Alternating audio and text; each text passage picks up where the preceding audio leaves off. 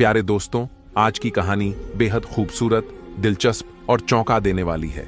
ये कहानी है एक रहमदिल बादशाह और एक मामूली फकीर की अनोखी दोस्ती की। सोचने वाली बात यह है कि आखिर एक बादशाह जिसके पास दौलत, ताकत और पूरी सल्तनत थी, उसने एक फकीर को अपना इतना करीबी दोस्त क्यों बना लिया। मगर दोस्तों, असली हैरानी तब हुई जब वो फकीर महल में रहने लगा। मगर दोस्तों, बादशाह की बीवी मल्लिका यास्मीन उसके साथ जो करती थी, उसे जानकर आप यकीन नहीं कर पाएंगे। इसलिए मुकम्मल कहानी जानने के लिए वीडियो को आखिर तक जरूर देखिएगा, तभी आपको पूरी कहानी समझ आएगी। तो चलिए अब बिना देर किए इस दिलचस्प कहानी को शुरू करते हैं और कहानियों की दुनिया में कदम रखते हैं। प्यारे दोस्तों, किसी मुल्क पर एक निहायत रहमदिल और गरीबों का हमदर्द बादशाह हुकूमत करता था। वह बादशाह बहुत ही मुफलिस और खुदा तरस था। इसका नाम सुलेमान बादशाह था। इसके मुल्क के अमीर गरीब लोग सब बादशाह को बहुत पसंद करती थी। बादशाह गरीब लोगों का हर तरह से ख्याल रखता और उनके हर दुख सुख में शामिल होता। यही वजह थी कि वह अवाम में हर दिल अजीज था। सुलेमान बादशाह की एक शख्स से गहरी दोस्ती थी और वह शख्स एक बहुत ही गरीब आदमी था जो भीख मांगकर अपना और अपने बीवी बच्चों का पेट पालता था। इस फकीर का नाम याकूब था। बादशाह रोजाना याकूब फकीर के साथ जंगल में शिकार करने चला जाता। फकीर बादशाह के घोड़े के साथ साथ पैदल ही दौड़ता रहता। शाम तक बादशाह शिकार करता और फकीर शिकार किए हुए जानवरों और परिंदों को गिनता रहता। आखिर में बादशाह उससे अपने शिकारों की तादाद पूछता और फिर वह दोनों वापस महल की तरफ रवाना हो जाते। महल के करीब पहुंचकर फकीर बादशाह को आखिरी सलाम करता और फिर वह शहर में खैरात मांगने चला जाता। चूंकि शाम से रात होने लगती थी, इसलिए उसे कहीं से खैरात मिलती और कहीं से इनकार कर दिया जाता। रात को वह अपनी झोपड़ी में पहुंचता तो उसके बच्चे भूख से बिलबिला रहे होते थे। उसकी बीवी उससे झगड़ती कि वह बादशाह की दोस्ती में अपने मासूम बच्चों को भूल जाता है और वह बेचारे भूख से चीखने लगते हैं, लेकिन उसे परवाह नहीं थी। आज भी जैसे ही याकूब फकीर अपनी झोपड़ी में पहुंचा, उसकी नजर अपने सोए हुए बच्चों पर पड़ी। फिर उसे अपनी बीवी भी दिखाई दी, जो एक तरफ चटाई पर बैठी बुरे बुरे मुंह बना रही थी। याकूब समझ गया कि इसकी बीवी गुस्से में भरी बैठी है। इसने अपनी झोली उतार कर उसके आगे रखते हुए आहिस्ता से कहा, बच्चों को उठाकर खाना खिलाओ। बीवी ने गुस्सा भरी लहजे में कहा, क्या जरूरत है इसकी, अब यह सुबह ही जागेंगे। तुम जाकर बादशाह से दोस्ती निभाओ। याकूब ने उसे नरम लहजे में कहा, तुम तो खामखा नाराज हो जाती हो। आखिर बादशाह है। तुम्हारे लिए यही काफी नहीं कि तुम्हारा शौहर बादशाह का दोस्त है। तुम्हें तो फख्र करना चाहिए कि बादशाह ने दूसरे हमराह और सिपाही को छोड़कर एक गरीब फकीर से दोस्ती की है। उसकी बीवी ने तंजिया लहजे में कहा, चाहे फकीर के बाल बच्चे भूख से मर जाएं। बादशाह ने दोस्त तो तुम्हें बनाया है, लेकिन कभी यह ख्याल नहीं किया कि अपने फकीर दोस्त की मदद करो। दूसरों को तो वह लाखों बख्श देता है, लेकिन उसे तुम्हारा कभी ख्याल क्यों नहीं आया। खुद तो वह घोड़े पर सवार होकर शिकार करता है और आपको पैदल दौड़ना पड़ता है। याकूब की बीवी ने इतना कहा और बच्चों को जगाने लगी, और याकूब सोच में पड़ गया कि मेरी बीवी की चंद बातें तो सच हैं, लेकिन मुझे खुदा पर भरोसा है जो दुनिया के हर जानदार को खुराक मुहैया करता है और हर एक का खालिक व मालिक है।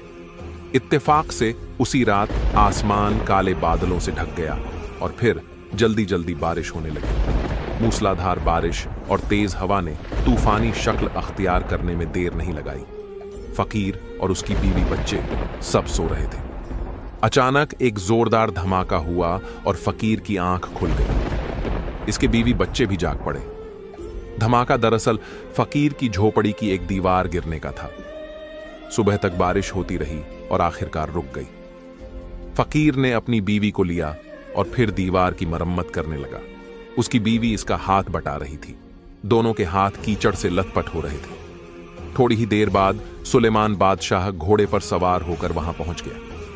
बादशाह ने फकीर को आवाज दी, याकूब। याकूब ने अदब से कहा, जी जहांपनाह। बादशाह बोला, चलो शिकार पर चलें। याकूब ने जवाब में बताया, मैं नहीं जा सकता जनाब, बादशाह ने हैरत से कहा, आज तक तो तुमने कभी इनकार नहीं किया।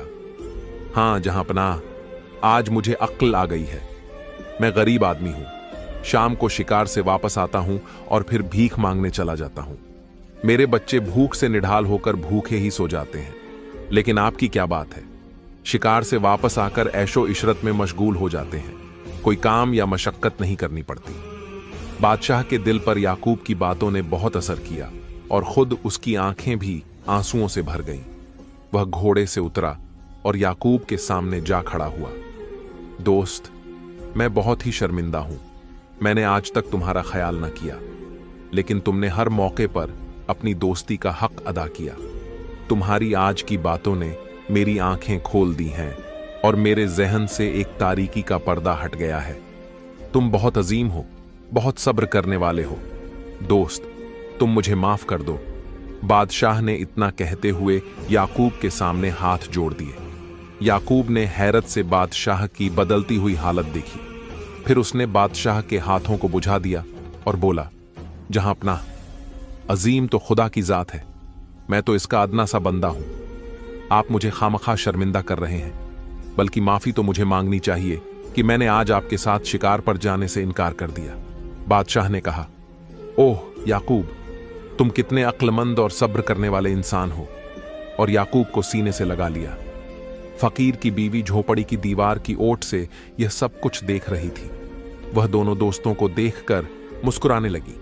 बादशाह ने याकूब से कहा, आओ तुम मेरे साथ, और फिर उसे अपने पीछे घोड़े पर बिठा लिया। उसने घोड़े का रुख वापस शाही महल की तरफ मोड़ दिया। लोगों ने देखा कि एक फकीर रोजाना उनसे भीख मांगने आता था, कीचड़ में लटके हुए हाथों के साथ बादशाह के साथ बैठा हुआ महल की तरफ जा रहा था। लोग बहुत हैरान थे। बादशाह याकूब को सीधा अपने महल में ले गया। बादशाह ने गुलामों को हुक्म दिया। फिर उसने 2-3 गुलामों को बुलाया, जाओ और याकूब को शाही पोशाक पहना दो। और याकूब गुलामों के साथ चला गया। फिर बादशाह ने एक वजीर को बुलाया और उसको हुक्म दिया, जाओ और याकूब के बीवी बच्चों को ले आओ। इनके लिए साथ वाले महल में हर किस्म का सामान मुहैया कर दो। 10 कनीजे और 10 गुलाम इनकी खिदमत के लिए वक्फ कर दो, और अगर इन्हें यहां कोई तकलीफ हुई तो तुम्हें जिंदा दफन करा दूंगा। इनके लिए ऐसे ही लिबास बनाना जैसे मेरी बीवी बच्चों के होते हैं। वजीर ने झुककर कहा, बहुत अच्छा जहांपनाह, आपके हुक्म की तामील करता हूं। और कमरे से बाहर निकल आया और 1 घंटे के अंदर अंदर फकीर याकूब और उसके घर वालों की काया पलट गई। उसके बीबी बच्चे शाही लिबास में महल के अंदर घूम फिर रहे थे। इसके बाद बादशाह ने याकूब से कहा, अब तो खुश हो, अब तो तुम्हें कमाने की फिक्र नहीं है ना। याकूब ने रो देने वाले लहजे में कहा, खुदा आपकी उम्र दराज करे। जहांपनाह, मैं आपका बहुत शुक्रगुजार हूं। बादशाह ने शाही कुर्सी से उठते हुए कहा, अच्छा अच्छा, छोड़ो इन बातों को, अब चलो शिकार पर। वह दोनों महल से बाहर आए, जहां 2 गुलाम घोड़ों की बागें संभाले हुए खड़े थे। बादशाह और याकूब घोड़ों पर सवार हुए और जंगल की तरफ को चल दिए। जल्द ही वह शहर से बाहर निकल आए। उनके घोड़े तेजी से जंगल की तरफ दौड़े जा रहे थे। जल्द ही वह जंगल में पहुंच गए। दोनों दोस्तों ने शिकार करना शुरू कर दिया। उस रोज उन्हें काफी शिकार मिला। जब उन्हें 3-4 घंटे गुजर गए तो बादशाह को शिद्दत से प्यास लगी। बादशाह ने याकूब से कहा, मुझे सख्त प्यास लगी है, कहीं से पानी तलाश करो। याकूब ने कहा, अच्छा अलीजा। और फिर वह बादशाह को वहीं छोड़कर एक तरफ चला गया। काफी देर जंगल में चक्कर लगाने के बाद उसे एक जगह पानी मिल ही गया। यह एक तालाब था जिसके गिर्द पत्थर की मुंडेर बनी हुई थी। पानी को देखते ही याकूब की प्यास भड़क उठी। उसने घोड़े से उतरकर पानी में हाथ डाला। पानी बहुत साफ और ठंडा था। याकूब ने चुल्लू में पानी लिया और ज्यों ही वह पानी पीने के लिए झुका, उसे बादशाह का ख्याल आ गया, जिसे वह प्यासा और तन्हा दूर छोड़ आया था। उसने दिल में सोचा कि अगर मैं पहले पानी पीकर अपनी प्यास बुझा लूं तो यह नम कहरामी और खुदगर्जी होगी। पहले मेरे मालिक को अपनी प्यास बुझानी चाहिए, फिर मैं पीऊंगा। यह सोचकर उसने पानी पीने का इरादा तर्क कर दिया और तालाब के किनारे से उठ खड़ा हुआ। अचानक उसकी निगाह तालाब के पत्थरीले किनारे पर बनी हुई एक तस्वीर पर पड़ी। वह हैरान रह गया। वह तस्वीर किसी लड़की की थी जो शहजादी मालूम होती थी। याकूब ने आज तक उस तस्वीर से ज्यादा खूबसूरत लड़की कहीं नहीं देखी थी, ना ही उसे शाही खानदान में इससे ज्यादा खूबसूरत शक्ल नजर आई थी। तस्वीर वाली लड़की बहुत ही खूबसूरत और हसीन लग रही थी। याकूब ने सोचा कि मेरे पास कोई बर्तन तो है नहीं कि बादशाह के लिए पानी ले जाऊं, और अगर बादशाह को यहां ले आया तो वह तस्वीर देखते ही इस तस्वीर वाली लड़की पर आशिक हो बैठेगा। किसी तरह इस तस्वीर को छुपाया जाए। यह सोचते ही उसने तालाब से थोड़ी सी मिट्टी भिगोई और कीचड़ सा बनाकर तस्वीर पर इस तरीके से लगा दिया कि तस्वीर छुप गई। इस काम से फारिग होकर वह बादशाह को बुलाने चल दिया। जैसे ही वह बादशाह के पास पहुंचा, बादशाह ने उससे पूछा, क्यों भाई, मिला पानी या नहीं? मेरे हलक में तो कांटे से पड़ रहे हैं। याकूब ने अदब से जवाब दिया, पानी का मैंने तालाब तलाश कर लिया है जापना, जो यहां से कुछ फासले पर है, इसलिए मैं आपको लेने चला आया। फिर दोनों साथ में जल्द ही वह तालाब पर पहुंच गए। वहां बादशाह ने सुकून से पानी पिया। याकूब ने भी अपनी प्यास बुझाई और घोड़ों को भी पानी पिलाया। बादशाह ने कहा, याकूब, पानी बहुत ठंडा और शीरी है, मेरा ख्याल है कि यहां 1-2 घंटे गुजारना चाहिए। अचानक बादशाह की नजर उस पत्थर पर पड़ी जिस पर कीचड़ लगा हुआ था। बादशाह कहने लगा, इस पत्थर पर कीचड़ अब भी का लगा हुआ मालूम होता है। क्या तुमने लगाया ये कीचड़, या हमसे पहले कोई और भी यहां आया था? याकूब ने घबरा कर कहा, जा पनाह, इससे हमें क्या नुकसान पहुंचता है? अगर कीचड़ लगा है तो लगा रहे। बादशाह ने कहा, नहीं दोस्त, मुझे यह अच्छा नहीं लगता, और चुल्लू में पानी भर भर कर पत्थर की तरफ उछालने लगा। याकूब बौखला गया, लेकिन अब वह जबरदस्ती तो बादशाह को इससे नहीं रोक सकता था। बादशाह जैसे जैसे पानी उछालता, कीचड़ खत्म होती जा रही थी, और आखिर इसमें से एक निहायत खूबसूरत चेहरा बरामद हुआ। बादशाह ने वह तस्वीर देखी तो बादशाह हैरान रह गया। उसके गुमान में भी नहीं था कि वीरान जंगल में तालाब के किनारे इतनी खूबसूरत लड़की की तस्वीर नजर आएगी। उधर याकूब सोच रहा था, लो, अब तो यह आशिक हो गया है और अब इसके लिए जिद भी करेगा। याकूब, यह तस्वीर वाली लड़की बहुत खूबसूरत और हसीनो जमील है, मैं इसे हासिल किए बगैर वापस नहीं जाऊंगा। और याकूब के हाथों के तोते उड़ने लगे। वह सोचने लगा कि बहुत बुरे फंसे, मुझसे गलती हुई कि इसे यहां ले आया। याकूब ने बादशाह को समझाते हुए कहा, जा पनाह, पता नहीं किस बेवकूफ ने यह तस्वीर बना दी है और आप सचमुच इस पर आशिक हो बैठे हो। खुदारा होश में आइए। बादशाह ने अपना फैसला सुनाते हुए कहा, नहीं याकूब, मैं इस लड़की को हासिल किए बगैर यहां से नहीं लौटूंगा। तुम अगर मेरा साथ छोड़ना चाहते हो तो चले जाओ, मुझे तुमसे कोई शिकवा नहीं होगा। याकूब ने जोशीले लहजे में कहा, यह कैसे हो सकता है कि आप यहां जंगल बियाबान में रहे और याकूब घर में जाकर नरम बिस्तर पर लेटे। मैं भी आपके साथ हूं। अब जब तक आप खुद ही वापस चलने का ना कहेंगे, मैं वापस नहीं जाऊंगा। बादशाह ने इसकी कमर थपथपाते हुए हंसकर कहा, मुझे तुमसे यही उम्मीद थी याकूब। जाओ, अब खाने का इंतजाम करो, मुझे भूख लग रही है, शाम तक लौट आना। याकूब ने कहा, बहुत बेहतर, जा पनाह। फिर उसने शाही लिबास उतारकर घोड़े की जीन में डाला, क्योंकि नीचे इसने फकीरों का लिबास पहना हुआ था, वही लिबास जो वह पहले पहनता था और भीख मांगने जाया करता था। अब चूंकि वह किसी दूसरे मुल्क की हुदूद में थे और करीबी शहर से उसे रोटी लाना थी, इसलिए इसने भीख मांगना बेहतर समझा। इसने घोड़े को लिया और फिर शहर की तरफ रवाना हो गया। बादशाह फकीर के जाने के बाद चादर बिछाकर वहीं लेट गया और फिर तस्वीर की तरफ रुक करके उसे देखने लगा। लड़की की तस्वीर ने उसे बहुत मुतासिर किया और उसे हासिल करने की ख्वाहिश बादशाह के दिल में बढ़ती जा रही थी। वह सोच रहा था कि अगर यह लड़की मिल जाए तो वह इससे शादी कर लेगा। थोड़ी देर बाद बादशाह को पानी में लहरें उठती हुई महसूस हुई। बादशाह हैरान हुआ कि ना तो हवा चल रही है और ना ही पानी में कोई चीज तैर रही है, फिर यह लहरें कैसे बन रही हैं? अचानक उसे किसी चीज की पुकार सुनाई दी। बादशाह एकदम उठ बैठा और इधर उधर देखने लगा। फिर उसकी नजर तालाब के किनारे की तरफ उठ गई। तालाब में से एक मोटा, ताजा और लंबा अजगर सांप निकल रहा था। इसके मुंह से शोले निकल रहे थे। जब वह बड़ा सा सांप पूरी तरह तालाब से बाहर निकल आया तो बादशाह हैरान रह गया, क्योंकि सांप पूरा 20 फुट लंबा था और बादशाह ने इससे पहले इतना लंबा, मोटा और खौफनाक सांप कभी नहीं देखा था। बादशाह ने फौरन ही मयान में से तलवार निकाली और खुदा का नाम लेकर सांप पर हमला कर दिया। पहला ही वार कारगर साबित हुआ और अजगर सांप के जिस्म के 2 टुकड़े हो गए। बादशाह ने फौरन ही दूसरा वार करके सांप का सर तन से जुदा कर दिया। जैसे ही अजगर का सर तन से जुदा हुआ, सांप के मुंह से एक बड़ा सा मोती निकलकर जमीन पर गिर पड़ा और इसके बाद सांप के जिस्म के कटे हुए हिस्से अपनी हालत तब्दील करने लगे। 1 मिनट के बाद ही बादशाह के सामने अजगर सांप के बजाय एक कद आदम की लाश पड़ी थी, जिसके 4 टुकड़े हुए पड़े थे। सर के बाल तो चंद एक थे, लेकिन इसकी खौफनाक आंखें अंगारों की तरह सुर्ख होकर चमक रही थीं। इसका मुंह भयानक अंदाज में खुला हुआ था और लंबे लंबे दांत बाहर निकले हुए थे। अचानक बादशाह की नजर इस मोती पर पड़ी जो देव के मुंह से निकला था। बादशाह ने मोती उठा लिया। मोती अंडे जितना बड़ा था, लेकिन इस पर अब मिट्टी लग चुकी थी। बादशाह ने सोचा कि इस मोती को अपने ताज में लगवाएगा।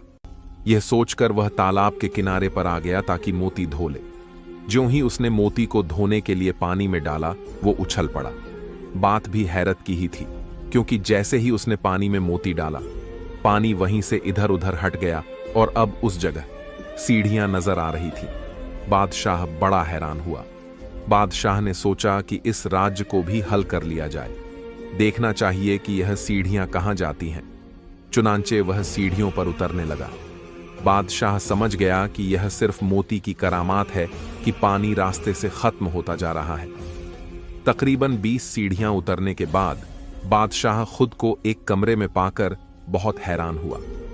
कमरा बहुत शानदार तरीके से सजा हुआ था। बादशाह इस कमरे से दूसरी तरफ निकला तो उसको मालूम हुआ कि यह एक महल है जिसमें कई कमरे बने हुए हैं और एक तरफ बड़ा लंबा चौड़ा बाग है। बादशाह दूसरे कमरे में दाखिल हुआ और उसे एक बार फिर हैरान होना पड़ा, क्योंकि कमरे में सोने की एक मसहरी पर वही लड़की थी जिसकी तस्वीर बादशाह ने तालाब के किनारे पर बनी हुई देखी थी। लड़की शाहाना कपड़ों में बहुत खूबसूरत लग रही थी। ज्यों ही लड़की ने बादशाह को देखा, वह हंस पड़ी, लेकिन फिर वह फौरन ही रोने लगी। बादशाह दिल में सोचने लगा कि खुदा जाने के क्या राज्य है, यहां तो हर चीज हैरत अंगेज है। बादशाह ने लड़की को मुखातिब करके कहा, ए लड़की, तू कौन है और यह महल किसका है? लड़की रोते रोते खामोश हो गई। फिर वह बादशाह की तरफ देख कर कहने लगी, मैं तालाब के बादशाह की लड़की हूं। मेरा नाम शहजादी यास्मीन है। यह महल एक आदमखोर जिन्न का है। वह मुझे 2 साल पहले मेरे महल से उठाकर लाया था और अब मुझसे शादी करना चाहता है। बादशाह ने कहा, वह जिन्न अब कहां है? लड़की कहने लगी, वह अब शिकार के लिए बाहर गया है। वह तालाब में से अंडे की शक्ल में निकलता है। बादशाह हंसने लगा। फिर इसने शहजादी यास्मीन से कहा, अब तुम्हें घबराने की कोई जरूरत नहीं। मैंने इसको कत्ल करके उसकी लाश के टुकड़े कर दिए हैं। शहजादी यास्मीन ने खुशी से उछलते हुए कहा, क्या यह सच है? बादशाह ने उसे यकीन दिलाते हुए कहा, हां, उसकी लाश अभी बाहर तालाब के किनारे पड़ी होगी। शहजादी ने बादशाह से पूछा, अच्छा, लेकिन तुम कौन हो? मैं गरीब मुल्क का बादशाह हूं। मेरा नाम सुलेमान है। शिकार करते हुए मुझे प्यास लगी। मैं और मेरा दोस्त याकूब फकीर इस तालाब पर पहुंचे। फिर तालाब के किनारे पर तुम्हारी तस्वीर देखकर मैं तुम पर आशिक हो गया।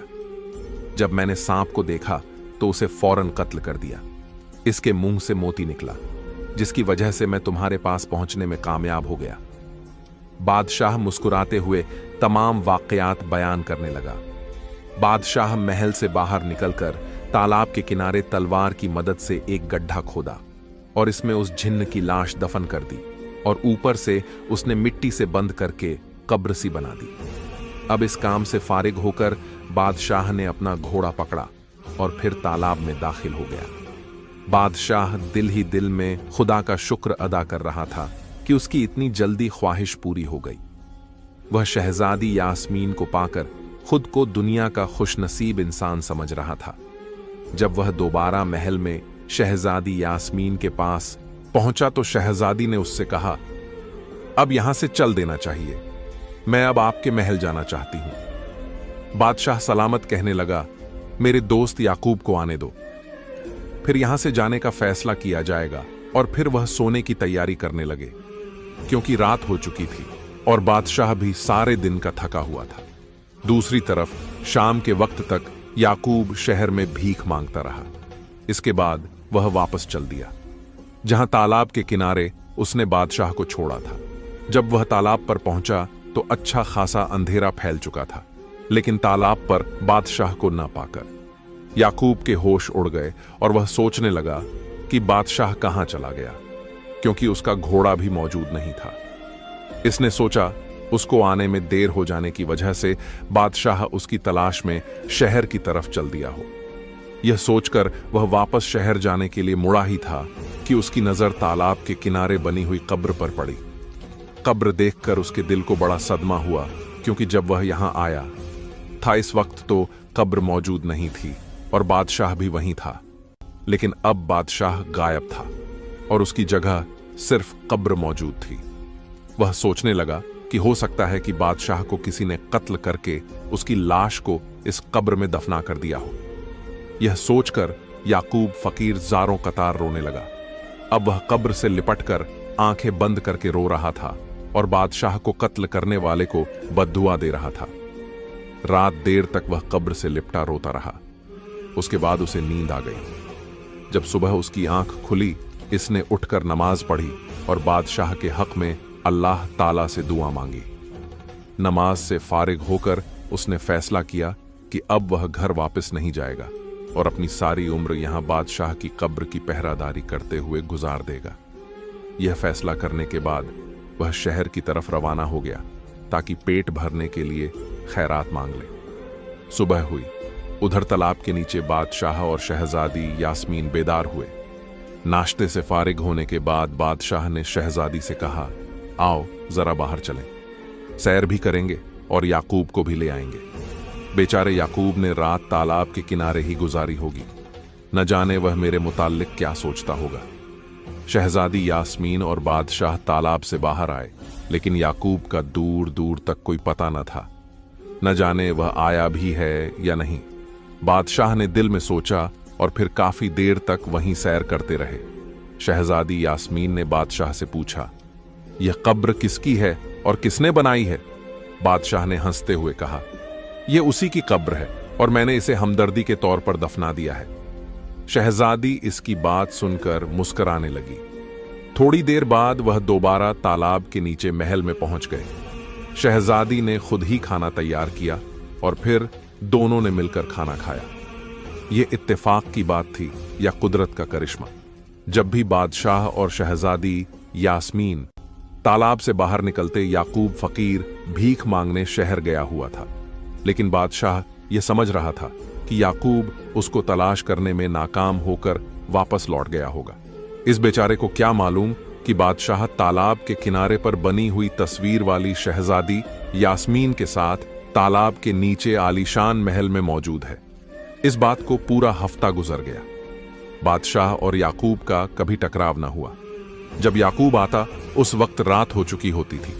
बादशाह बाहर नहीं आता था और जब बादशाह सुबह के वक्त बाहर आता तो याकूब शहर जा चुका होता। अजीब इत्तेफाक था। एक दिन सुबह के वक्त अभी बादशाह सो रहा था और शहजादी यास्मीन नाश्ता तैयार कर चुकी थी। उसने सोचा कि बादशाह के बेदार होने तक वह तालाब से बाहर का चक्कर लगा आए। चुनांचे उसने बादशाह की जेब से मोती निकाल लिया, क्योंकि इसके बगैर वह तालाब से बाहर नहीं निकल सकती थी। तालाब से बाहर निकलकर वह चहलकदमी करने लगी। अचानक उसकी नजर भेड़ चराने वाले एक आदमी पर पड़ी। शहजादी यास्मीन खौफजदा होकर तालाब की तरफ भागी। वो आदमी भी शहजादी को देखकर हैरान हुआ। वह भी शहजादी के पीछे दौड़ पड़ा। बौखलाहट में शहजादी के एक पांव का जूता वहीं रह गया। लेकिन वह उसे उठाने के लिए वापस न मुड़ी, बल्कि जल्दी से तालाब में दाखिल हो गई। जब भेड़ चढ़ाने वाले शख्स ने शहजादी को तालाब में दाखिल होते देखा तो वह और तेजी से दौड़ा कि कहीं शहजादी तालाब में मर ही न जाए। लेकिन जब वह वहां पहुंचा तो उसे तालाब में पानी के सिवा कुछ दिखाई न दिया। उसने सोचा कि शायद शहजादी तालाब के नीचे रहती है, मुझे जाकर अपने बादशाह को इत्तला देनी चाहिए। यह सोचकर वह वापस जाने के लिए मुड़ा, लेकिन अचानक ही उसकी नजर सुनहरी जूते पर पड़ी जो दिन की रोशनी में चमक रहा था। इसने भागकर जूता उठा लिया। जूता सोने के तारों से बना हुआ था और इसमें कीमती लाल जवाहर जड़े हुए थे। आदमी समझ गया कि यह जूता तालाब में रहने वाली शहजादी का ही होगा। उसने सोचा कि जब वह जूता अपने बादशाह को पेश करेगा तो बादशाह उसे इनाम इकराम से नवाजा जाएगा। चुनांचे उसने अपनी भेड़ों को इकट्ठा करना शुरू किया और वापस शहर की तरफ चल दिया। शहर पहुंचकर उसने भेड़ों को अपने घर पहुंचाया और खुद बादशाह के दरबार की तरफ चल दिया। अभी बादशाह दरबार में नहीं पहुंचे थे, दरबानों ने उसको अंदर न जाने दिया। चुनांचे वह दरबार के दरवाजे पर ही खड़ा हो गया। उसने सोचा जैसे ही बादशाह आएगा यह जूता उसे मैं पेश कर दूंगा। तकरीबन 1 घंटे के बाद बादशाह और वजीर वहां आ पहुंचे। जैसे ही बादशाह अपने घोड़े से उतरा वो आदमी बादशाह के करीब पहुंच गया और उसने झुककर बादशाह को सलाम किया। बादशाह ने भेड़ चढ़ाने वाले शख्स से पूछा, क्या बात है नौजवान? वो कहने लगा, जहां पनाह, गुस्ताखी की माफी चाहता हूं, मैं दरअसल एक जूता आपकी खिदमत में पेश करने आया था। उसकी बात सुनकर बादशाह गुस्से से लाल पीला हो गया और उसी लहजे में गुस्सा से कहा, क्या कहता है गुस्ताख? तुम्हें मालूम नहीं कि तुम किससे बात कर रहे हो? उसने कांपते हुए कहा, मुझे मालूम है, जा अपनाह। और फिर जेब से सुनहरी जूता निकालकर बादशाह के सामने रख दिया। ज्यों ही बादशाह की नजर जूते पर पड़ी, वह हैरत से चौंका और जूता हाथ में पकड़कर उसे देखने लगा। जूता काफी खूबसूरत और कीमती था। बादशाह अब मुस्कुराकर इससे पूछ रहा था, यह तुझे कहां से मिला है? यह तो बहुत कीमती है। भेड़ चढ़ाने वाले शख्स ने कहा, बादशाह सलामत, यह मुझे जंगल में मिला है। फिर उसने पूरी दास्तान कह सुनाई। बादशाह ने पास खड़े हुए वजीर से कहा, क्या ख्याल है वजीर आजम? वजीर ने जवाब में बताया, जूता बहुत कीमती है, जा पनाह, यह यकीनन परिस्तान से आया है। बादशाह कहने लगा, वजीर आजम, तुम फौरन इस शहजादी को हासिल करने की कोशिश करो जिसका यह जूता है। वजीर ने अदब से कहा, बहुत बेहतर, जा पनाह, हुक्म की तामील की जाएगी। बादशाह ने दूसरा हुक्म दिया, इस चरवाहे को 5 थैलियां अशरफियों की दे दी जाएं। और चरवाहा दिल ही दिल में खुदा का शुक्र अदा करने लगा। वजीर आजम ने फौरन ही वजीर खजाना को बुलाकर उस चरवाहे को अशरफियां देने का हुक्म दे दिया। इसके बाद बादशाह ने वजीर आजम से कहा, वजीर आजम, जूते को देखकर हमारा दिल काबू में नहीं रहा। फौरन जूते वाली शहजादी को हासिल करके मेरे महल में पहुंचा दो। इसके बगैर अब मुझे चैन नहीं आएगा। तुम्हें 1 हफ्ते की मोहलत दी जाती है। वजीर आजम ने एहतराम के साथ कहा, बहुत बेहतर अजीजा, मैं आज ही इसके लिए कोशिश शुरू करता हूं। और बादशाह दरबार के अंदर दाखिल हो गया। बादशाह को दरबार में पहुंचाकर वजीर आजम खुद अपने कमरे की तरफ रवाना हो गया। कमरे में पहुंचकर वह सोचने लगा कि अब वह क्या करे, शहजादी को तालाब में से कैसे निकलवाए, जबकि चरवाहे के बयान के मुताबिक तालाब पानी से भरा हुआ है, लेकिन शहजादी तालाब में नीचे उतर गई थी। यह सोचते ही अचानक उसे एक बात याद आ गई। बात यह थी, उसे 4 मक्कार और अय्याश औरतों का ख्याल आ गया था जो इन दिनों पूरे शहर में अपनी चालाकी और मक्कारी की वजह से मशहूर थीं। वह यकीनन इसकी मदद कर सकती थी। वजीर आजम ने ताली बजाई। फौरन ही एक गुलाम अंदर दाखिल हुआ। गुलाम ने अदब से सर झुकाकर पूछा, क्या हुक्म है जनाब? फौरन वजीर आजम ने उसे हुक्म दिया, दारोगा को बुलाओ। गुलाम फौरन बाहर की तरफ दौड़ गया और थोड़ी देर बाद दरोगा आ गया। वजीर आजम ने उसे हुक्म दिया, तुम जाकर इन 4 मक्कार औरतों को बुला लाओ जिनकी शहर में धूम मची हुई है। बहुत बेहतर जनाब। दारोगा ने अदब से सर झुकाकर कहा और बाहर निकल गया।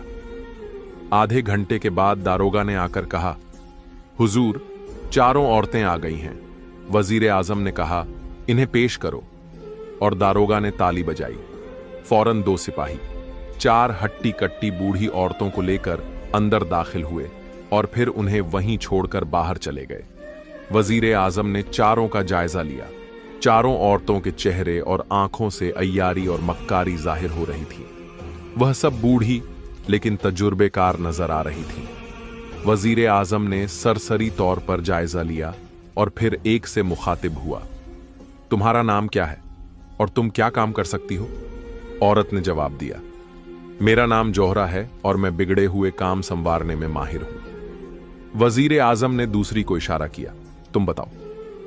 दूसरी औरत कहने लगी, मेरा नाम सूरजमुखी है, मैं बिछड़े हुओं को मिलाती हूं। फिर वजीर आजम के इशारे पर तीसरी ने जवाब दिया, मेरा नाम माजरा है और मैं मक्खन में से इस तरह बाल निकाल सकती हूं कि मक्खन हाथों को खराब ना कर सके। चौथा औरत की बारी आई तो वो कहने लगी, मेरा नाम हुस्नारा है, मैं आसमान से टुकड़ा काटकर फिर उसे आसमान के साथ इस तरह चिपका सकती हूं कि जमाने को महसूस ना हो, जो बाकी तीनों की निस्बत ज्यादा बुरी और मक्कार नजर आ रही थी। वजीर आजम बोले, बस तुम मेरे काम की हो, बाकी तीनों जा सकती हो। वजीर आजम का हुक्म सुनकर दारोगा ने बाकी तीनों को वापस भेज दिया। अब कमरे में सिर्फ वजीर आजम, दारोगा और वो चौथी औरत थी। वजीर ने दारोगा को भी बाहर भेज दिया। वजीर ने हुस्नारा को पूरा वाकया कह सुनाया और सुनहरी जूता भी उसको दिखाया। अगर तुम इस शहजादी को हासिल करने में कामयाब हो गई तो तुम्हें बहुत ज्यादा इनामो इकराम दिया जाएगा, अगर नाकाम रही तो तुम्हें कत्ल कर दिया जाएगा। हुस्नारा ने पुरएतमाद लहजे में कहा, मुझे मंजूर है जनाब, इंशाअल्लाह मैं कामयाब हो जाऊंगी। वजीर ने कहा, ठीक है, मैं चरवाहे को तुम्हारे साथ भेजता हूं, वह तुम्हें तालाब दिखा देगा। इतने में हुस्नारा बोली, एक और बात, हुजूर मुझे चंद सिपाही भी चाहिए, उन्हें आज से तीसरे दिन तालाब के इर्द गिर्द छुपा देना होगा। जब मैं जोर से चीख मारूंगी तो उन्हें फौरन मेरे पास पहुंचना होगा और मेरे हुक्म की तामील करना होगी। वजीर आजम मुस्कुराते हुए कहा, ठीक है, इसका इंतजाम कर दिया जाएगा।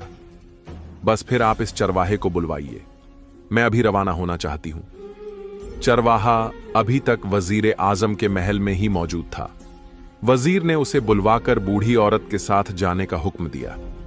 वजीर के महल से निकलकर और चरवाहे को साथ लिए पहले तो अपने घर पहुंची।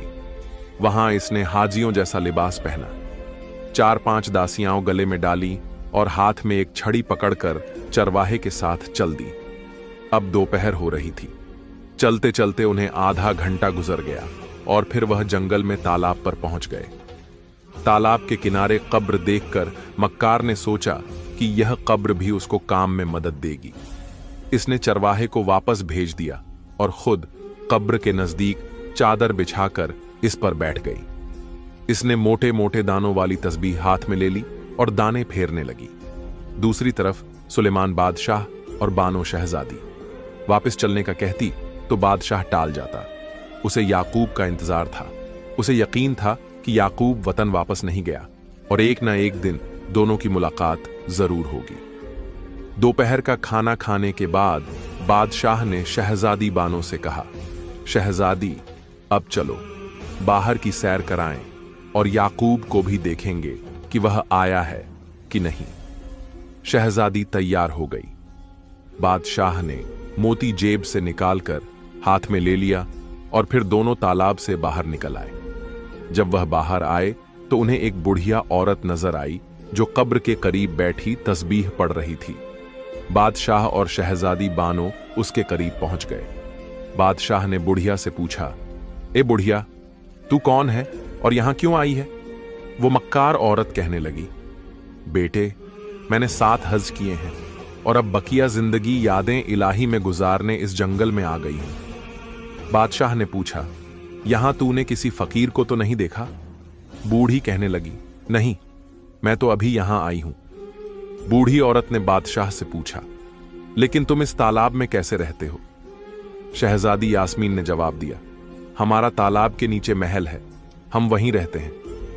बूढ़ी आंखों में आंसू लिए कहने लगी, बेटा, मुझे भी अपने साथ रख लो, मैं तुम्हारा खाना पका दिया करूंगी और कपड़े वगैरह धो दूंगी। बस तुम मुझे 2 वक्त का खाना खिला दिया करना। बादशाह ने फौरन जवाब दिया, नहीं, हमें जरूरत नहीं है। शहजादी यास्मीन बोली, नहीं बादशाह, हमें एक नौकरानी की सख्त जरूरत है, फिर यह बेचारी बूढ़ी औरत भूखी मर जाएगी। अगर हम इसे साथ रख लें तो सवाब मिलेगा। बादशाह बोला, जैसे तुम्हारी मर्जी। शहजादी यास्मीन कहने लगी, ठीक है, तुम हमारे पास रहोगी। बूढ़ी औरत कहने लगी, खुदा तुम दोनों को खुश रखे। बेटा, तुमने मुझ पर एहसान कर दिया, खुदा इसका फल तुम्हें जरूर देगा। और फिर वह इन दोनों के साथ तालाब वाले महल में आ गई। बादशाह और वो औरत और शहजादी यास्मीन बाग से बाहर निकल जाते और कुछ देर याकूब का इंतजार करके वापस महल में आ जाते। बादशाह याकूब के लिए सख्त परेशान था। इसकी समझ में नहीं आ रहा था कि वह क्या करे और क्या न करे। एक दिन उसने सोचा कि आज वह अकेला ही जाकर याकूब को तलाश करे। चुनांचे दूसरे रोज वह अपना घोड़ा लेकर तालाब महल से निकला और उस पर सवार होकर करीब शहर की तरफ चल दिया। कुछ देर बाद वह शहर पहुंच गया।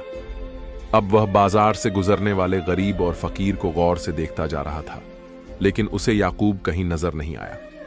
पूरा शहर खंगाल डाला, चप्पा चप्पा देखा, लेकिन याकूब ना मिलना था और ना मिला।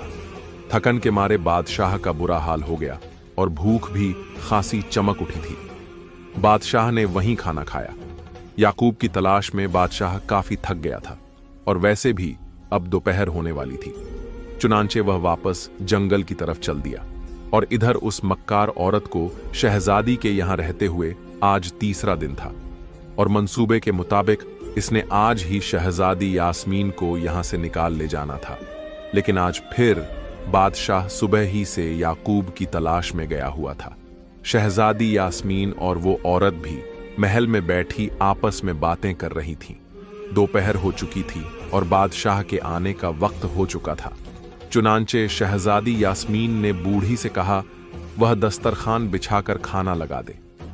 बुढ़िया ने फौरन ही उसके हुक्म की तामील की और वह दिल ही दिल में कह रही थी, शहजादी यास्मीन, आज आखिरी बार तू इस महल में पका हुआ और मेरे हाथ का पकाया हुआ खाना खा ले, फिर तुझे किसी दूसरे बादशाह के महल की रोटियां खाना पड़ेंगी।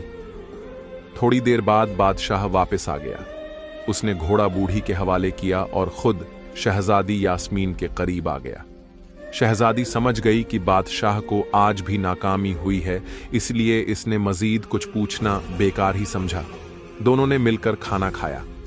उसके बाद बादशाह तो दूसरे कमरे में जाकर सो गया और शहजादी यास्मीन बूढ़ी औरत के पास बैठ गई।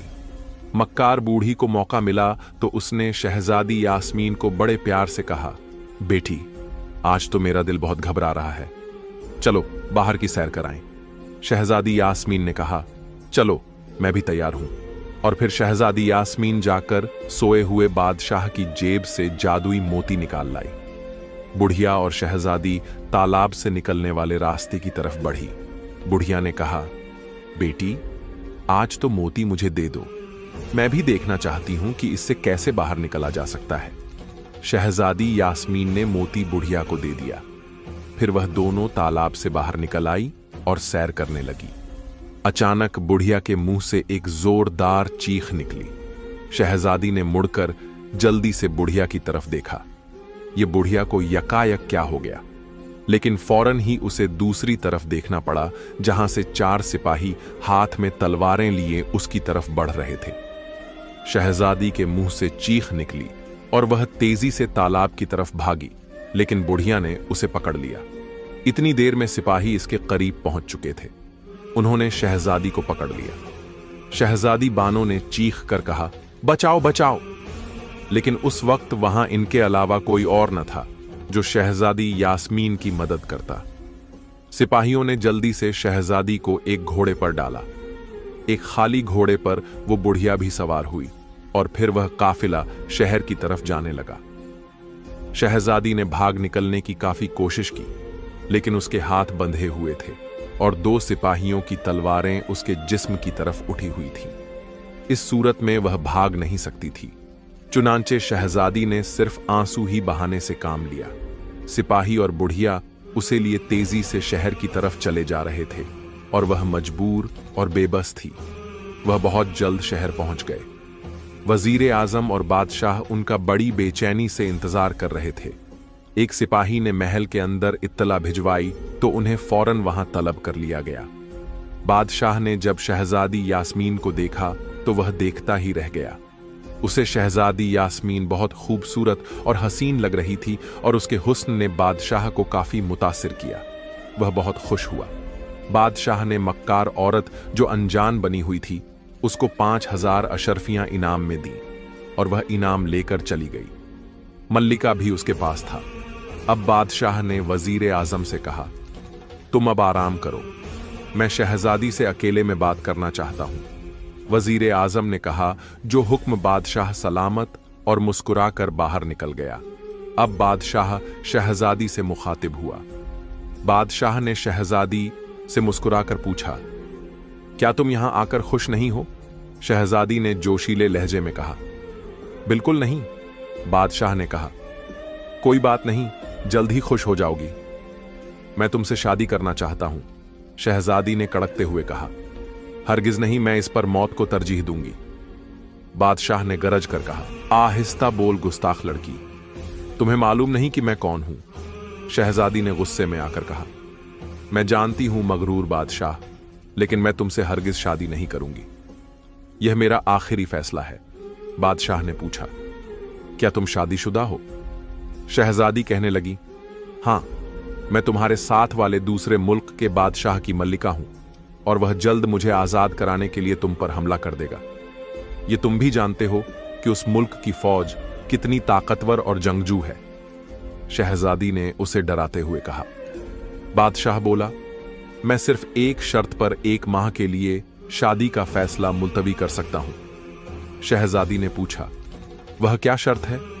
बादशाह बोला, अगर 1 माह के अंदर अंदर तुम्हारा बादशाह तुम्हें लेने आ गया तो मैं तुम्हें वापस कर दूंगा, वरना तुम्हें मुझसे शादी करना पड़ेगी। शहजादी ने जवाब में कहा, मुझे मंजूर है, लेकिन मेरी भी एक शर्त है। ठीक है, बताओ। बादशाह ने मुस्कुराकर कहा। शहजादी बोली, कल से इस महल में फकीरों के लिए दिन रात लंगर तकसीम होगा। बादशाह ने हंसते हुए कहा, ओह, यह तो बहुत मामूली शर्त है। तुम्हें इजाजत है, तुम इस वक्त से इस महल की मालिक हो, जो चाहो करो, लेकिन 1 माह के बाद तुम्हें हर हालत में मुझसे शादी करना पड़ेगी। ठीक है ना? शहजादी बोली, ठीक है। फिर बादशाह ने वजीर को बुलाकर शहजादी का हुक्म सुनाया, महल के तमाम मुलाजिमों और सिपाहियों से कहो कि वह शहजादी यास्मीन के हर हुक्म की तामील करें, लेकिन उसे महल से बाहर न निकलने दें। बादशाह जोर से कहने लगा, सुना तुमने? हां। वजीर कहने लगा, जो हुक्म मेरे आका ऐसा ही होगा। मैं अभी तमाम लोगों को हुक्म देता हूं। और वजीर कमरे से बाहर निकल गया। दूसरे रोज शहजादी यास्मीन ने वजीर आजम को तलब किया और उसे हुक्म दिया, मेरी तरफ से एक लंगर खाने का बंदोबस्त करो, जहां से हर फकीर व सवाली दोनों वक्त का खाना खा सके। वजीर आजम ने कहा, बहुत बेहतर शहजादी साहिबा, यह काम आज से ही शुरू हो जाना चाहिए और यह भी मुनादी करा दी जाए कि हर एक फकीर से शहजादी बानो उसकी आप बीती सुनेगी। बहुत बेहतर, वजीर ने मुस्कुराते हुए कहा, और कुछ हुक्म शहजादी साहिबा? शहजादी यास्मीन कहने लगी, नहीं, अब तुम जा सकते हो। और वजीर आजम सलाम करके बाहर चला गया। उसी दिन से लंगर खाना खोल दिया गया, जिसके एक कमरे में शहजादी यास्मीन हर वक्त मौजूद रहती। जो भी फकीर आता वह लंगर से खाना खाता और फिर शहजादी यास्मीन को अपनी कहानी सुनाता और चला जाता। लेकिन जिस फकीर के लिए शहजादी यास्मीन ने लंगर खाना खुलवाया था वह न आया। वह फकीर कोई और नहीं बल्कि सुलेमान बादशाह का दोस्त याकूब था। शहजादी ने सोचा कि शायद याकूब भी खाना खाने आए, लेकिन अभी तक वह नहीं आया था। शहजादी हर फकीर को उसका हुलिया बताकर उसके बारे में मालूम करती, लेकिन इसमें भी वह नाकाम हुई। वह चाहती थी कि किसी तरह याकूब मिल जाए तो उसे वह तमाम हालात बता देगी और फिर याकूब जाकर अपने बादशाह की मदद करे। फिर बादशाह उसे रिहा कराने आएगा। शहजादी के लंगर खाने को 15 रोज हो चुके थे, लेकिन अब तक उसे याकूब का सुराग तक नहीं मिला। शहजादी यास्मीन सोच रही थी कि कहीं याकूब वापस अपने मुल्क तो नहीं चला गया या खुदा ना खास्ता मर तो नहीं गया। अगर वह इस शहर में भीख मांगने आता था तो उसे अब तक इसके लंगर खाने में आ जाना चाहिए था, क्योंकि लंगर खाना हर गरीबों, अमीर फकीरों, मजूर और यतीम लोगों के लिए 24 घंटे खुला रहता था। शहजादी के इस कदम से याकूब का तो कोई सुराग नहीं मिला, लेकिन इतना जरूर हो गया कि पूरे शहर में उसकी सखावत का चर्चा हो गया। जिसे देखो शहजादी यास्मीन की तारीफ कर रहा था और उसके गुण गाने में मसरूफ था। लोग सोच रहे थे कि इस मुल्क का बादशाह कितना कंजूस और जालिम आदमी है, लेकिन शहजादी यास्मीन, जिससे इसकी 1 माह बाद शादी होनी थी, सब कहता कितनी नेक और सच्ची शहजादी है। दोस्तों, इधर याकूब बेचारा बहुत परेशान था। वह सारी रात तालाब के किनारे वाली कब्र पर जागता रहता और सुबह सवेरे नमाज पढ़ने के बाद शहर चला जाता। सारा दिन भीख मांगने के बाद कुछ अपने लिए रख लेता था और बकाया गरीबों में तकसीम कर देता था। लेकिन इस शहर में कोई यह न जानता था कि वह कौन है और कहां रहता है और यह किस मुल्क से ताल्लुक रखता है। वह सबके लिए अनजान था। उसका इस शहर में कोई वाकिफकार तक न था। वह तो तालाब वाली कब्र का मुजावर बन चुका था, जो उसके ख्याल के मुताबिक उसके दोस्त बादशाह सुलेमान की कब्र थी। उसे यहां रहते हुए काफी दिन हो चुके थे। एक दिन उसने शहर के एक बड़े से मकान पर जाकर आवाज लगाई, है कोई अल्लाह के नाम पर देने वाला? याकूब अमूमन ऐसे ही कहा करता था। अचानक मकान से एक मोटा ताजा आदमी निकला। लिबास से वह बहुत ही अमीर लगता था, इसीलिए बाहर आते ही याकूब को घूरा। जा बाबा, जा, माफ कर। तुम लोगों के लिए जब शाही महल में शहजादी बानो ने लंगर खोल रखा है तो फिर हर एक के आगे हाथ फैलाने की क्या जरूरत है? जाओ, लंगर खाना इस वक्त भी खुला है, बल्कि दिन रात खुला रहता है। इस आदमी ने याकूब को घूरते हुए जोशीले लहजे में कहा और फिर मकान में दाखिल होकर अंदर से दरवाजा बंद कर लिया। याकूब वहां से चल पड़ा। वह शाही महल के लंगर खाने में नहीं जाना चाहता था, क्योंकि अब शाम होने वाली थी और उसे वापस जंगल भी जाना था। उसे फालतू रोटियां दूसरे फकीरों और गरीबों में तकसीम करना थी। चुनांचे उसने इसी पर किनारा कर लिया और शाही महल की तरफ न गया। दूसरे दिन वह दोबारा जंगल से शहर की तरफ जाने लगा तो अचानक उसे एक जगह रुक जाना पड़ा, क्योंकि मकोड़े के बिल में पानी दाखिल हो रहा था। याकूब ने सोचा कि बेचारे मकोड़े तो पानी में डूबकर मर जाएंगे। चुनांचे उसने तेजी से आगे बढ़कर कुछ मिट्टी उठाई और पानी के सुराख पर बांधने लगा। थोड़ी देर बाद उसने देखा कि पानी अब दूसरी तरफ बह रहा है और मकोड़ों का बिल महफूज है, तो उसने इत्मीनान का सांस लिया। उसी वक्त मकोड़े के बिल से 2 बड़े बड़े मकोड़े बाहर निकले, जो 2 इंच लंबे थे। इनमें से एक मकोड़ा, जो दूसरे से जरा बड़ा था, याकूब से कहने लगा, नेक दिल इंसान, मैं मकोड़ों का बादशाह हूं। तुमने आज पानी का रुख मोड़कर मेरी कौम पर अजीब एहसान किया है, जिसे हम जिंदगी भर नहीं भूल सकते। अपनी और अपनी कौम की तरफ से मैं आपका शुक्रिया अदा करने आया हूं। अगर हमारे लायक कोई खिदमत हो तो फरमाएं। याकूब पहले तो हैरान हुआ, फिर उसने मकोड़ों के सरदार से कहा, नहीं मियां, मैंने तो तुम पर कोई एहसान नहीं किया। यह तो मेरा फर्ज था जो मैंने पूरा किया। इसमें शुक्रिया अदा करने वाली कौन सी बात है? मकोड़ों के सरदार ने कहा, फिर भी हम आपके किसी काम आना चाहते हैं। और फिर उसने अपनी मूंछों से चंद बाल तोड़कर फकीर की तरफ बढ़ा दिए और कहने लगा, आप जब भी मुझे बुलाना चाहें, एक बार मेरी इन मूंछों को जरा देर के लिए एक दूसरे से रगड़ देना। हम आपकी खिदमत में जल्द ही हाजिर हो जाएंगे। याकूब ने कहा, तुम्हारा बहुत बहुत शुक्रिया भाई, अब इजाजत दो, मैं चलता हूं। और फिर सलाम करके आगे बढ़ गया। थोड़ी देर बाद वह शहर पहुंच गया।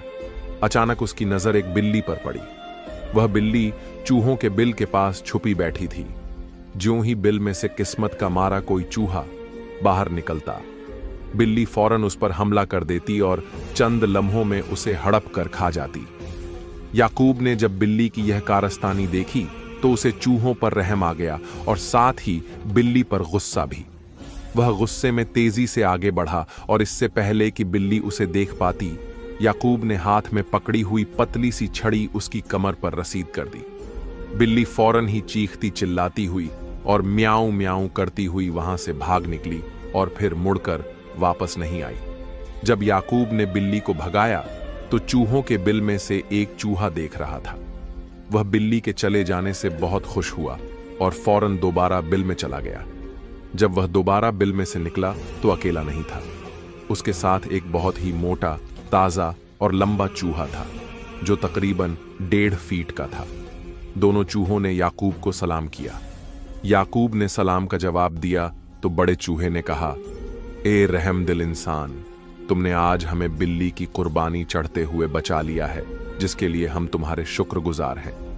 तुमने हमें बचाकर हम पर बहुत बड़ा एहसान किया है। याकूब हंसकर बोला, मियां चूहे, मैं तो हर मजलूम की मदद करना चाहता हूं। मैंने तुम पर कोई एहसान नहीं किया, बल्कि खुद पर किया है, क्योंकि अल्लाह ताला रहम करने वालों को ही पसंद करता है। इसलिए आपको शुक्रिया अदा करने की जरूरत नहीं। शुक्र तो तुम खुदा पाक का करो जिसने आज तुम सबकी जान बचा ली, वरना बिल्ली साहिबा तो तुम सबको हड़प कर खा जाती। बहरहाल हम आपके मशकूर हैं। मोटे चूहे ने कहा, हमारे लायक कोई खिदमत हो तो इरशाद फरमाएं। याकूब ने फौरन ही इनकार में गर्दन हिला दी और कहने लगा, मुझे ऐसा कोई काम नहीं, तुम्हारा बहुत बहुत शुक्रिया। बड़े चूहे ने कहा, अच्छा। फिर उसने अपनी मूंछों से चंद बाल तोड़कर याकूब के हवाले किए और कहने लगा, मैं अपनी कौम का सरदार हूं, आप ये बाल रख लें और जब भी हमारी जरूरत हो इनमें से एक बाल को मुट्ठी में मसल देना, हम फौरन आपकी खिदमत में हाजिर हो जाएंगे, ठीक है ना? चूहों के सरदार ने मुस्कुराते हुए कहा और याकूब उसकी बात सुनकर हंस पड़ा। बहरहाल याकूब ने कहीं से भीख न मांगी और सीधा शाही महल के लंगर खाने में पहुंच गया। लंगर खाने की निगरान ने उसे बेहतरीन खाना पेट भरकर खिलाया और फिर याकूब से कहने लगा, मियां, अब शहजादी यास्मीन के पास चलो, वह तुमसे कुछ बातें करेंगी। इसके बाद तुम्हें शाम का खाना खिलाकर रवाना कर दिया जाएगा। याकूब यह सुनकर बड़ा हैरान हुआ और फिर निगरान के साथ शाही महल के एक कमरे की तरफ चल दिया। जब वह निगरान के साथ कमरे में दाखिल हुआ तो सामने उसे शहजादी यास्मीन एक खूबसूरत तख्त पर बैठी दिखाई दी। शहजादी यास्मीन को देखते ही याकूब को हैरत का झटका लगा, क्योंकि जिस शहजादी की तस्वीर वह आज तक तालाब के किनारे देखता चला आ रहा था, वही शहजादी उसके सामने बैठी थी। उधर शहजादी की नजर जब याकूब पर पड़ी तो वह भी याकूब को बादशाह के बताए हुए हुलिये की वजह से पहचान गई। निगरान याकूब को वहां छोड़कर बाहर चला गया। शहजादी बानो ने हैरत और खुशी से मिले जुले लहजे में पूछा, आपका नाम? याकूब ने हैरान होकर बताया, याकूब। तो शहजादी फौरन ही तख्त पर से उठी और भाईजान कहती हुई याकूब से लिपट गई। याकूब बौखला गया, उसे इस बात की तवक्को बिल्कुल न थी। शहजादी यास्मीन उसे भाई कहेगी और गले लग जाएगी। शहजादी यास्मीन उसके गले लगी सिसकियां लेके रो रही थी और याकूब हैरान परेशान खड़ा सोच रहा था कि कहीं शहजादी यास्मीन को कोई गलतफहमी तो नहीं हो गई, क्योंकि इसकी इस दुनिया में कोई बहन नहीं थी और फिर एक शहजादी इसकी बहन कैसे हो सकती है। आखिर उसने अदब से कहा, शहजादी साहिबा, आपको गलतफहमी हुई है, मैं तो एक गरीब फकीर हूं, मेरा शाही खानदान से क्या ताल्लुक। शहजादी यास्मीन अलग होकर मुस्कुराने लगी। इसकी आंखों में खुशी के आंसू थे। शहजादी यास्मीन आंखों में आंसू लिए कहने लगी, भाई याकूब, तुम सुलेमान बादशाह के साथी हो ना? याकूब ने चौंक कर उसकी तरफ देखा और फिर एक ठंडी आह भरकर कहने लगा, हां, कभी मैं सुलेमान बादशाह का अदना खिदमतगार था, लेकिन अब मैं इस दुनिया में अकेला रह गया हूं। अल्लाह ताला ने सुलेमान बादशाह को मुझसे छीन लिया है, अब तो उसकी कब्र पर पहरा कर रहा हूं। शहजादी यास्मीन ने मुस्कुराते हुए कहा, नहीं याकूब भाई, सुलेमान बादशाह मरे नहीं बल्कि जिंदा है। इतना सुनकर याकूब उछल पड़ा। वह हैरत से शहजादी को घूरने लगा। याकूब ने दुख भरे लहजे में कहा, नहीं नहीं, वह मर चुके हैं, उनकी कब्र उसी तालाब के किनारे पर है जहां वह आपकी तस्वीर देखकर आप पर फिदा हो गए थे और आखिर वहीं उन्होंने जान दे दी। लेकिन शहजादी यास्मीन बोली, आप नहीं जानते, वह तालाब के नीचे एक महल में मौजूद है। वह कब्र तो दरअसल एक जिन्न की है जिसके कब्जे में मैं थी और बादशाह ने उसे कत्ल करके उसकी लाश वहीं दफना दी थी। याकूब ने खुशी से पागल होते हुए कहा, क्या आप सच कह रही हैं?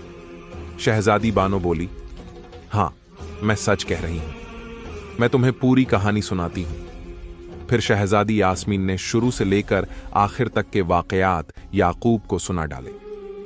याकूब खुशी खुशी उसकी कहानी सुन रहा था कि उसे बादशाह के जिंदा होने की खबर सुनकर बहुत खुशी हुई और उसका दिल चाह रहा था कि वह उड़कर तालाब के महल में बादशाह के पास जा पहुंचे, जो इतना अरसा उसकी खातिर वहां ठहरा रहा और आखिर मौजूदा मुसीबत से दो चार हो गया।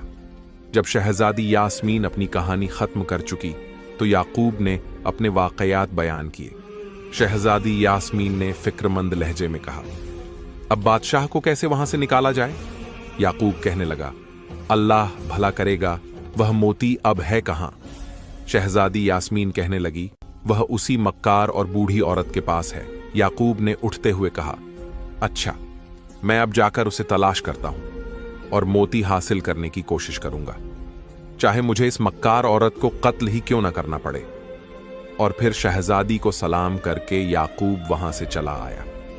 शहर आकर वह बूढ़ी का मकान तलाश करने लगा।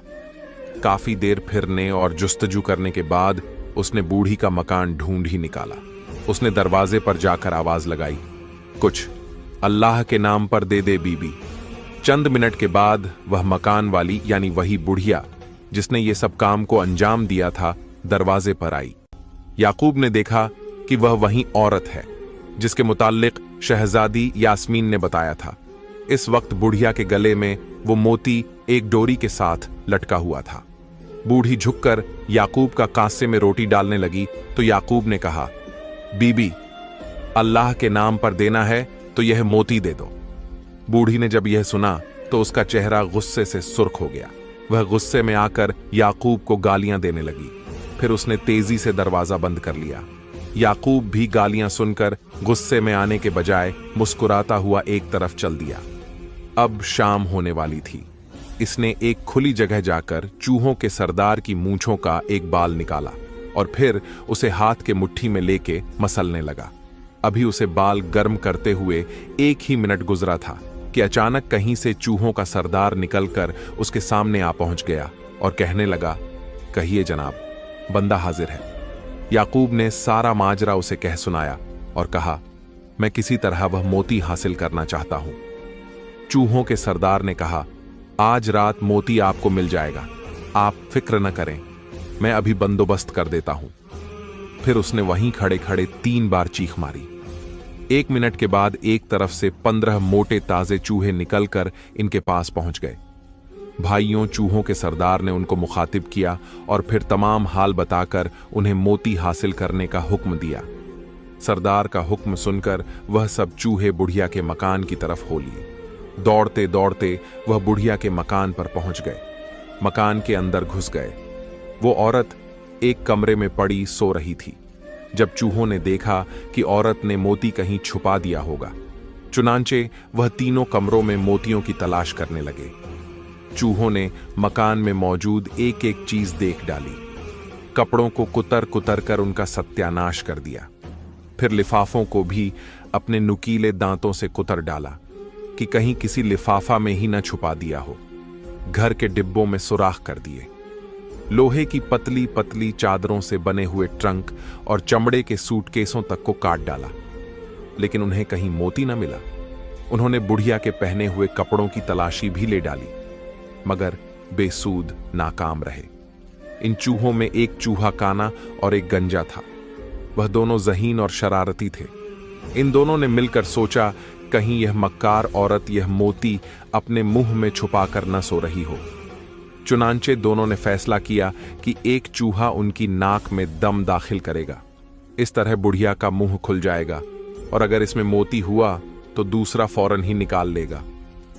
चुनांचे काना चूहा एहतियात से सोई हुई बुढ़िया के चेहरे पर चढ़ गया और दूसरा गंजा चूहा उसकी गर्दन के करीब बैठ गया। अचानक काने चूहे ने अपनी दुम एक बुढ़िया की नाक में दाखिल कर दी। बुढ़िया का मुंह फौरन ही खुल गया और वह तकलीफ से बिलबिलाने लगी।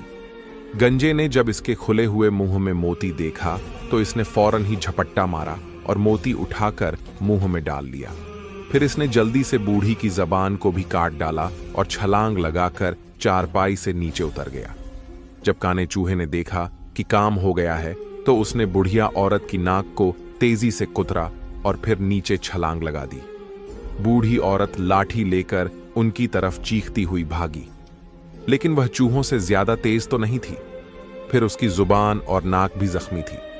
चुनांचे तकलीफ की शिद्दत से वो ज्यादा तेज ना दौड़ सकी और चूहे आनन फानन वहां से भाग गए। तमाम चूहे मोती को लेकर उस जगह जा पहुंचे जहां उनका सरदार और याकूब बैठे थे।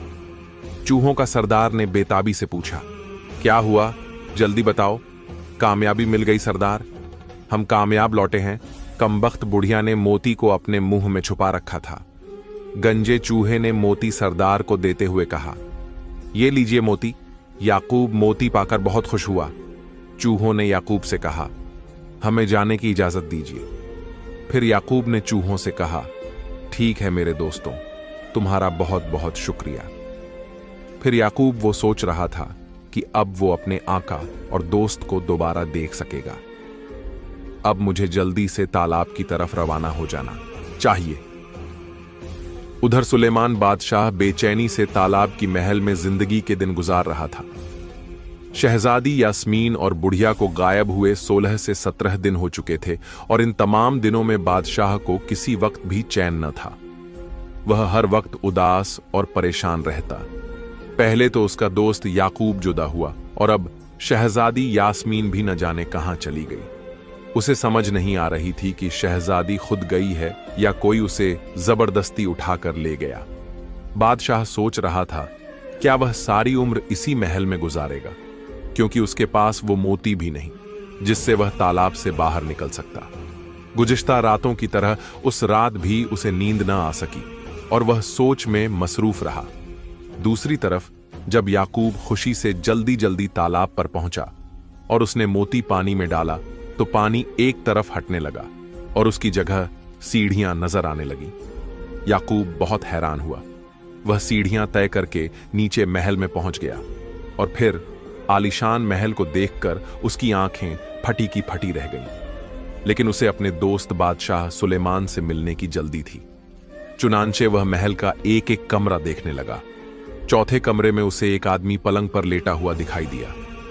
याकूब समझ गया कि यही बादशाह सुलेमान है। चुनांचे वह तेजी से आगे बढ़ा। बादशाह सुलेमान, जो सोच में मसरूफ था, आहट सुनकर चौंक उठा और उठकर बैठ गया। फिर ज्यों ही उसकी नजर याकूब पर पड़ी, वह दौड़कर उसकी तरफ बढ़ा और फिर दोनों दोस्त गले लग गए। दोनों की आंखों में खुशी के आंसू थे। बादशाह ने याकूब से पूछा, तुम कहां रह गए थे? मैं तुम्हारे इंतजार में रहकर खुद भी मुसीबत का निशाना बन गया हूं। याकूब ने मुस्कुराते हुए कहा, आपका इरशाद हो तो बयान करूं। बादशाह ने बेचैन अंदाज में कुर्सी पर पहलू बदलते हुए पूछा, तकल्लुफ को छोड़ो, जल्दी सुनाओ। याकूब ने अपनी कहानी सुनाई। फिर इसने शहजादी यास्मीन की दास्तान और यहां तक पहुंचने का किस्सा कह सुनाया। याकूब की जुबानी तमाम हालात सुनकर बादशाह को बहुत दुख हुआ। चुनांचे सुलेमान बादशाह ने फौरन ही एक खत इस मुल्क के बादशाह के नाम लिखा जिसके पास शहजादी यास्मीन थी। खत कुछ इस तरह था, ए फला मुल्क का बादशाह, तुम्हें मालूम हो कि तुमने मेरी मलिका को अगवा करके एक बहुत बड़ा जुर्म किया है जो तुम जैसे बादशाह के साथ आसान न था। बहरहाल मैं फिर भी तुम्हारी नादानी पर माफी देता हूं। तुम फौरन ही मेरी मलिका शहजादी यास्मीन को मेरे मुल्क भेज दो, वरना मेरी फौजें तैयार हैं। फिर उसने खत याकूब को पकड़ा दिया और कहने लगा, तुम जाओ और यह खत बादशाह को पहुंचा दो। वापसी जवाब भी ले आना और शहजादी यास्मीन से भी मिलके आना और उसे तसल्ली भी दे देना। याकूब बादशाह के साथ तालाब से बाहर निकला और शहर की तरफ रवाना हो गया। बादशाह वहीं ठहर कर उसका इंतजार करने लगा। दोपहर के वक्त याकूब वापस आया तो उसका चेहरा खुशी से चमक रहा था। इसने हाथों में पकड़ा हुआ एक लिफाफा सुलेमान बादशाह को दे दिया। सुलेमान बादशाह ने लिफाफा खोलकर पढ़ा तो उसमें लिखा था, हे बादशाह, सलामत अल्लाह आपको सलामत रखे। जनाब, मैं गुस्ताखी की माफी चाहता हूं, लेकिन चूंकि मेरा शहजादी से 1 माह तक का वादा था कि सुलेमान बादशाह यानी आपका इंतजार करूंगा, इसलिए मैंने शहजादी को यहां कोई तकलीफ नहीं होने दी। वह आपकी अमानत है और मैं उसे सिपाहियों के एक दस्ते के साथ कल सुबह आपके मुल्क रवाना कर दूंगा। आप बेफिक्र रहें। आज शहजादी यास्मीन की हुक्म से एक बहुत बड़ी दावत दी जा रही है और आपको भी हम दावत देते हैं कि आप हमारे मुल्क में तशरीफ लाए। बादशाह खत पढ़कर बहुत खुश हुआ और फौरन ही याकूब को रवानगी का हुक्म दे दिया। चुनांचे दोनों दोस्त एक ही घोड़े पर अपने मुल्क रवाना हो गए। रात गुजरने के बाद सुबह में जब वह अपने मुल्क में पहुंचे तो लोग खुशी से शाही महल की तरफ दौड़ पड़े, क्योंकि उनका गुमशुदा बादशाह वापस आ गया था। रातों रात लोगों ने खुशियां मनाना शुरू कर दी और हर तरफ ही रोशनी के चिराग जलने लगे। शाही महल के अफराद भी बादशाह की आमद पर बहुत खुश हुए। हर तरफ खुशी की शामियाने बजने लगे, शहनाइयां गूंज उठी। उधर याकूब अपने महल में पहुंचा तो उसके बीवी बच्चे उसे देखकर उससे लिपट गए। सबकी आंखों में खुशी के आंसू थे। दूसरी सुबह पहले से ज्यादा और भी खुशगवार साबित हुई। दोपहर के वक्त शहजादी यास्मीन सिपाहियों के एक दस्ते के साथ शाही महल पहुंच गई। सिपाहियों को बादशाह ने इनामो इकराम उनके बादशाह के लिए तोहफे सहित देकर वापस भेज दिया। दूसरे रोज शहजादी यास्मीन और सुलेमान बादशाह की शादी बड़े धूमधाम से हो गई और तमाम मुल्क के गरीब अमीर लोग बहुत खुश हुए। इसी तरह शहजादी यास्मीन और सुलेमान बादशाह जिंदगी गुजारने लगे। फिर 1 साल बाद उनके यहाँ एक नन्हा सा बेटा पैदा हुआ जिसका नाम शहजादा गुलफाम रखा गया। और इसी तरह शहजादी यास्मीन और सुलेमान बादशाह जिंदगी बसर करने लगे। मगर हैरानी की बात यह थी कि मरते दम तक सुलेमान बादशाह ने अपने उस गरीब दोस्त यानी याकूब को कभी नहीं भूला। प्यारे दोस्तों, अगर कहानी जरा से भी अच्छी लगी हो तो एक लाइक जरूर कर दीजिएगा, क्योंकि लाइक करने से हमें बहुत खुशी मिलती है। आपके एक लाइक से हमें यह लगता है कि हमारी मेहनत आपको पसंद आई है। दोस्तों, इस वीडियो को और भी लोगों तक शेयर कर दीजिएगा, क्योंकि इस वीडियो को और भी लोग देखेंगे तो सबको ये कहानी सुनने के लिए मिलेगा। और हाँ, आप हमारी वीडियोस को कहां से देखते हैं हमें कमेंट में अपना देश यानी आप किस कंट्री के किस शहर में रहते हैं और अपना नाम लिखकर जरूर बताइएगा, ताकि हमें भी पता चले कि हमारे वीडियो कौन कहां से देख रहा है। और हाँ दोस्तों, हमने 4 वीडियो मोबाइल की स्क्रीन पर लगाया है जो बहुत ही अच्छी वीडियो है। अगर अभी आपके पास टाइम है तो इन वीडियो में से कुछ वीडियो को जरूर देखिएगा। आप सभी के प्यार भरे कमेंट्स का बेहद शुक्रिया। मिलते हैं एक और अगली कहानी में, तब तक के लिए अपने और अपनों का ख्याल रखिएगा। अल्लाह हाफिज।